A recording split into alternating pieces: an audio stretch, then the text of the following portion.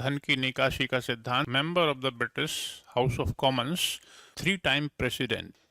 He was the founder member of the Indian National Congress. This is a very, very pertinent issue. Father of Indian economic nationalism कहा जाता है. सभी लोगों को ये सिद्धांत आसानी से समझ में have ruined the country. Bharat की गरीबी के लिए जिम्मेदार है. एंड उन्होंने जब रेलवे का विस्तार किया तो उन्होंने अपनी सुविधाओं को ध्यान में रखकर किया. Hello and welcome. नमस्कार, मैं ओपी सिंह. आज के इस वीडियो में मैं दादा भाई नौरोजी और उनके धन के निकासी के सिद्धांत पर चर्चा करूंगा. We all know that Dadabhai Naoroji was a great freedom fighter. He was a Parsi businessman. He was the founder member of the Indian National Congress and a 3 time president. He was the first Indian to become the member of the British House of Commons. वो सीधे सीधे उनका चुनाव हुआ था वहाँ पर England में. And he was basically a successful businessman. He was a Parsi social reformer associated with the educational institutions and the reforms process in India. He was an enlightened scholar and always a very refined person, a man of talent and capacity, and very highly talented person with which the British could not successfully argue in his policies.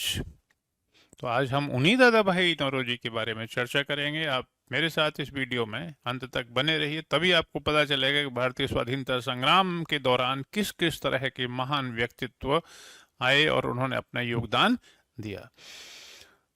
तो दादा भाई नौरोजी का जो सबसे महत्वपूर्ण जो योगदान था वह था उनका धन की निकासी का सिद्धांत. उन्होंने अपने विभिन्न पुस्तकों के माध्यम से और अपने लेखों के माध्यम से उन्होंने यह सिद्ध कर दिया था कि ब्रिटिश शासन, ब्रिटिश हुकूमत एक तरह से भारत की गरीबी के लिए जिम्मेदार है. And the basic reason of all this is the foreign nature of the British rule. British शासन की स्थापना के बाद से ही, सन 1757 में प्लासी की लड़ाई के बाद से ही भारत से धन की निकासी विभिन्न स्वरूपों में होने लगी थी. And the remittances on year two year basis were the basic cause of the growing poverty and deprivation in India, which resulted in the famines in the 19th century, very dangerous famines in the 19th century. तो दादा भाई नौरोजी ने अपने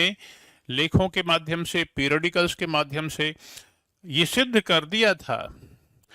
और उनकी सबसे महत्वपूर्ण जो पुस्तक थी वो थी poverty and un British rule in India. और अपने इस सिद्धांत के आधार पर ही उन्हें father of Indian economic nationalism कहा जाता है. Father of Indian economic nationalism की बात यह है कि उन्होंने राष्ट्रीय आंदोलन का एक इकोनॉमिक राशनल एस्टेब्लिश किया. यानी नेशनल मूवमेंट और इकोनॉमिक जो सिस्टम है उसके बीच में उन्होंने एक कनेक्शन जोड़ दिया कि भारत में आज़ादी की लड़ाई क्यों. तो भारत में आज़ादी की लड़ाई इसलिए कि हम भारत को ब्रिटिश शासन के शिकंजे से निकालना चाहते हैं, ब्रिटिश शासन के पंजे से निकालना चाहते हैं. अगर भारत ब्रिटिश शासन के चंगुल से निकलेगा तभी भारत के लोग अपनी अर्थव्यवस्था को बचा सकते हैं. काफ़ी कुछ नुकसान हुआ है. इसीलिए उन्होंने कहा था कि विभिन्न रूपों में भारत से धन इंग्लैंड गया और धन की निकासी के सिद्धांत को कई अन्य लोगों का भी समर्थन मिला. और उनमें से एक थे विलियम डिग्बी, जो कि एक अंग्रेज थे. उन्होंने भी धन की निकासी के सिद्धांत का समर्थन किया और इस सिद्धांत को भारत की गरीबी के साथ जोड़ने में वो काफ़ी हद तक सफल रहे थे. धन की निकासी का सिद्धांत अपने स्वरूप में इतना सरल था कि पढ़े लिखे व्यक्ति हों या अनपढ़ हों या हाईली इंटेलेक्चुअल क्लास हो या आम आदमी हो, सभी लोगों को ये सिद्धांत आसानी से समझ में आने लगा था. That's why it became the main Planck of the logic of the freedom struggle.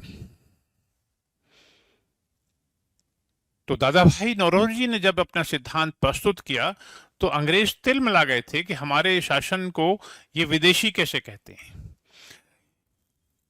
Dadabhai Naoroji ने यह बताया कि शासन केवल विदेशी नहीं है, शासन विदेशी होने के साथ साथ ही शासन शोषणकारी भी है।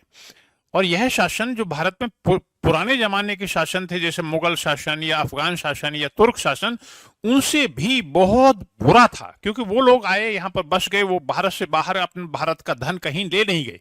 दे promoted the prosperity, peace and prosperity and economic development of this country, but British have ruined the country economically, politically, morally। उन्होंने ऑल राउंड एक तरह से हमारी नुकसान किया हमें।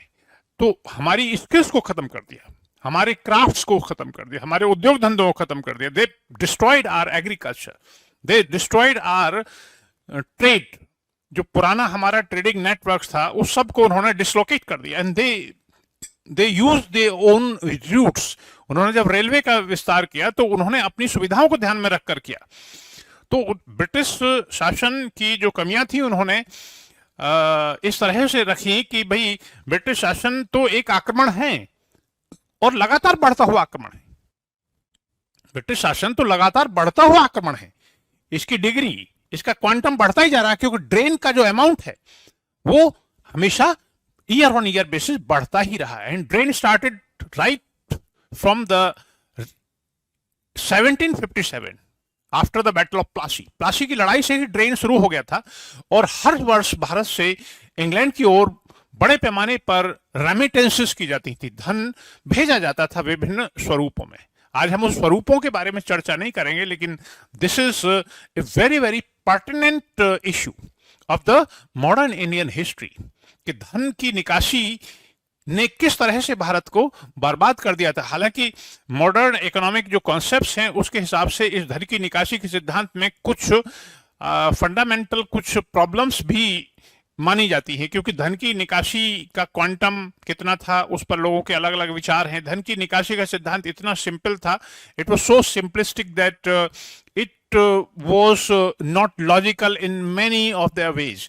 और अंग्रेजों ने अच्छी तरह से इसका काउंटर भी किया था, पर फिर भी it had a populist tone, undertone, और पॉपुलिस्ट अंडरटोन की वजह से it became one of the major platform, it became a major plank of the freedom struggle. चाहे मॉडरेट्स हों, चाहे एक्सट्रीमिस्ट हों, चाहे क्रांतिकारी हों, चाहे रेवोल्यूशनरी हो, चाहे कम्युनिस्ट हो, सभी प्रकार के भारतीय जो तत्व थे उन सब ने धन की निकासी के सिद्धांत को स्वीकार किया। From the beginning to the end it continued to be the core of the freedom struggle. आपको वीडियो कैसा लगा आप कमेंट बॉक्स में जरूर लिखें। इसी के साथ मैं वीडियो को समाप्त करता हूं। I conclude this video with a note of thanks. Thank you for being with me. Thank you very much. Take care. I'll be back with another video on yet another interesting topic of the history. Till then, bye bye. Goodbye.